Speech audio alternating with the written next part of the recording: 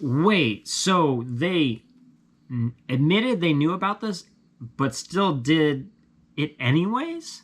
Now, most of you, or many of you guys at this point, have probably heard things from the mainstream media and governments of the world saying things such as, Putin's the next Hitler, or he's just an evil warmonger, and Putin's a bad, bad man. NATO's good.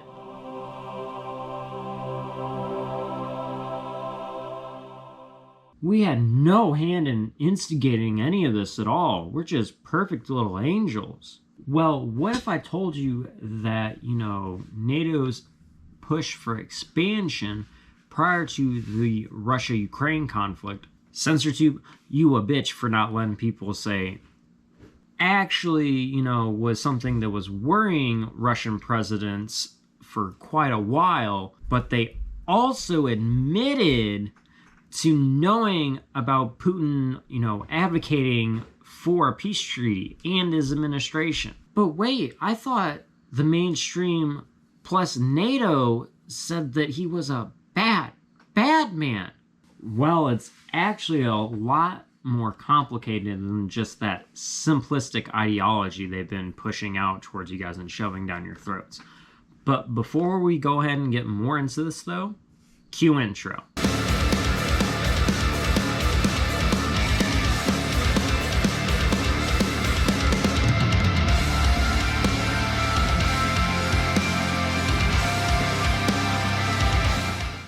Now, for those of you who have, independently researched what's been going on with this whole issue in Ukraine, outside of, the propaganda that the mainstream and governments have, propagated, both the left and right wing, you might have come across the fact that NATO has been expanding more and more around Russia's borders, i.e. expanding NATO territory more and more closer around Russia's borders.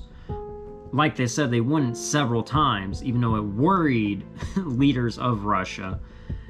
And, the fact that they had the whole bioengineer labs and arguably bioweapons labs that have been theorized and poked at that are along the Russia-Ukraine border in Ukraine. And that it's not all exactly so black and white like they make it seem. With all that aside though, let's go ahead and see what NATO had to say.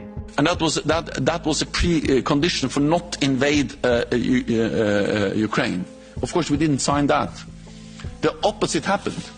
He wanted us to sign a promise never to enlarge NATO. He wanted us to remove our military infrastructure in all allies that have joined NATO since 1997, meaning half of NATO, all the Central and Eastern Europe.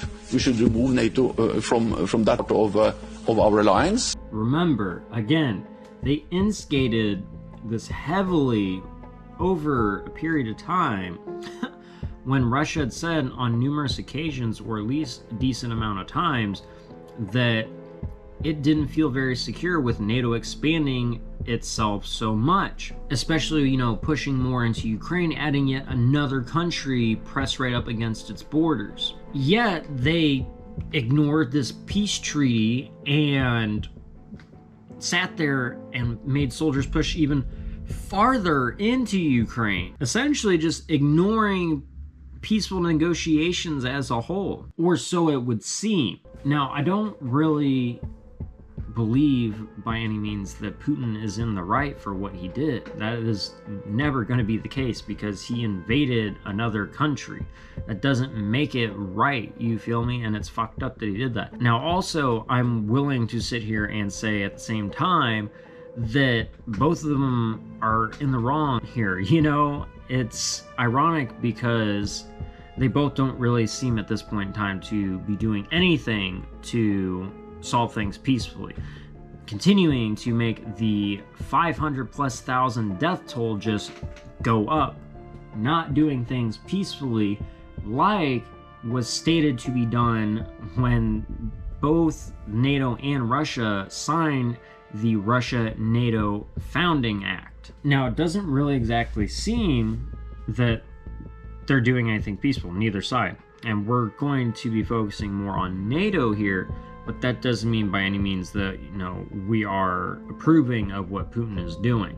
It's not really something that you should be doing. They're both pretty messed up with what they're doing, and plenty of innocent people are suffering because of it. My stance is always going to be with the people of the countries, you feel me?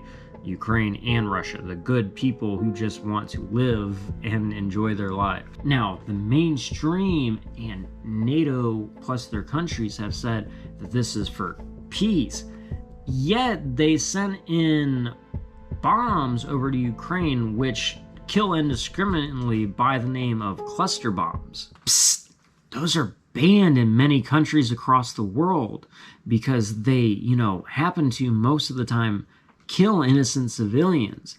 But the US/NATO are like, they're only innocent civilians. It's another part of war, collateral. We don't need to care or worry about them. They're just fodder. Now, this doesn't all really seem peaceful, like the Russia-NATO Founding Act was created for, to basically prevent stuff like this from happening. There's no real reason for half of these fucking wars we've gone through for the past 5+ decades. It's either, political theater for resources, gold and silver, territory, and the best reason of all, to expand the sales or the wallet of the military industry. And he has also seen that Finland has already joined the alliance, and Sweden will soon be a full member. This is good for the Nordic countries, it's good for Finland and Sweden, and it's also good for NATO, and it demonstrates that when President Putin invaded a European country to prevent more NATO, he's getting the exact. So in other words, they felt that it was okay to, instigate/irritate the next Hitler, as they called him, or, a evil, tyrannical dictator who happens to have the most nukes in the world, especially after he said he was going to use them if he felt that his country was threatened. That's like trying to continuously poke a sleeping, grumpy grizzly bear with the stick and expect nothing bad to happen. You're more than likely going to get mauled to death, right? Now, it kind of sounds like, after hearing all this stuff, that NATO is arguably as insane as Putin, plus even, delusional, maybe.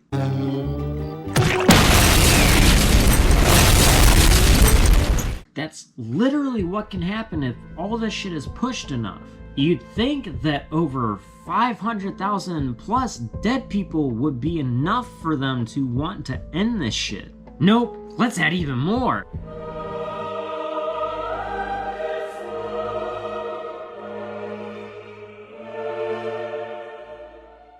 Is it just me, or does it seem like from the already high death tolls to the cluster bombs that were sent over to Ukraine, and now NATO's admittance here, that they really just don't give a shit? During the disastrous Vietnam War, it was said that the US government treated the public like a mushroom farm, keeping it in the dark and feeding it with manure. The heroic Daniel Ellsberg leaked the Pentagon Papers documenting the unrelenting US government lying about the war in order to protect politicians who would be embarrassed by the truth.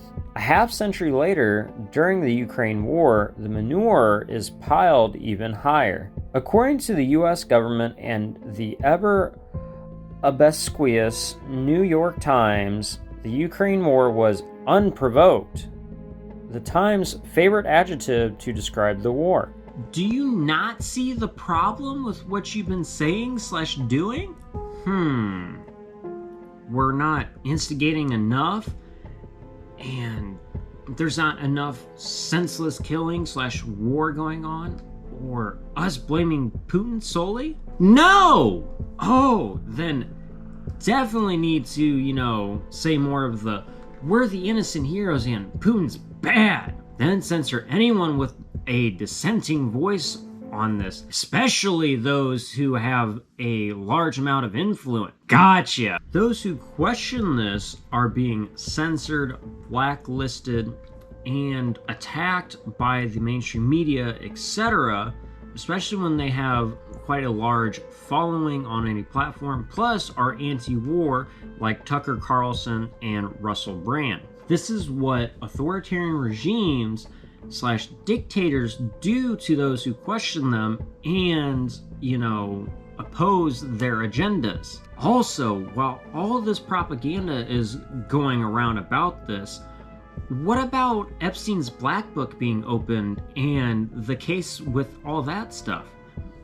Where's the coverage on that? Also, what about the whole JP Morgan lawsuit with the 4 business billionaires, 4 of the richest men in the world, one of them being Michael Ovitz, who has connections to Disney, being somebody who was a head of a specific department and worked pretty closely with children. Where's the update on that? Why isn't the mainstream reporting on that stuff? Then how about the 200,000 plus and, growing amount of missing children along the southern US border that just magically are vanishing?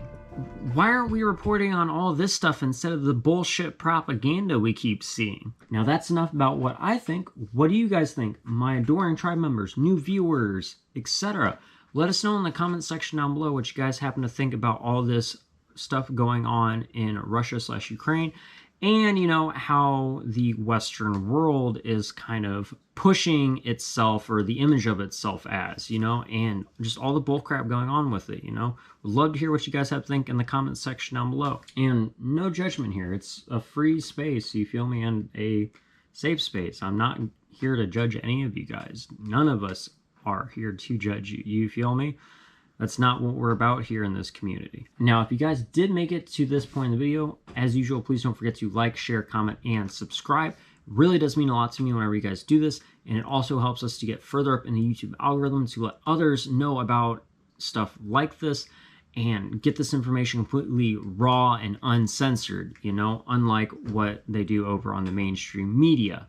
That's the most important thing, honestly, but it also does, help me to gauge what you guys are enjoying that I'm putting out here for you as well, which I always love to see that. If there's anything in particular you guys think isn't covered enough, let me know in the comments. I would love to cover things that are not discussed as much too. Also, if you guys make it to this point of the video, go and leave the word propaganda in the comment section down below to let me know that you made it to the end and that you guys are part of the 100% club. Now, if you guys want a more interactive experience with us, come join us live on our streams every Wednesday and Friday from 8:30 to 10:30 p.m. Central Time, where we talk about factual conspiracies such as this and play games such as Pokemon Unite, Legend of Zelda Tears of the Kingdom, etc.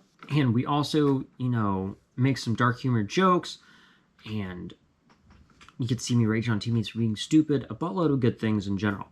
But feel free to check that out. Also, if you guys want a bigger sense of community, come check out our Discord tribe, where we do movie / weeb night every other Friday. Watch things in there like anime, such as Dragon Ball Super, and or cartoons, dark humored shorts, etc. We have a buttload of great things in there. We also do awesome discussions, such as ones on philosophy and spiritual things in their nature, and politics, of course, respectfully. And also, we share a buttload of memes and just kind of joke around with each other and bust each other's asses. Only rules are, don't be a dick, you feel me? Be a decent human being, and you got to be able to take a joke, because again, we're busting each other's asses in there, and then there's also dark humor. But with that being said, though, my dudes, until next time, I truly do appreciate you all 132 badass motherfuckers of this Z tribe here on YouTube, and, any new people in here. I appreciate you all very much. Until next time, though, please don't forget to live long and prosper, take care and peace, keep it 1,000,000% real, and as always, fuck the system. I will see you guys on the flip side. Yee-yoo!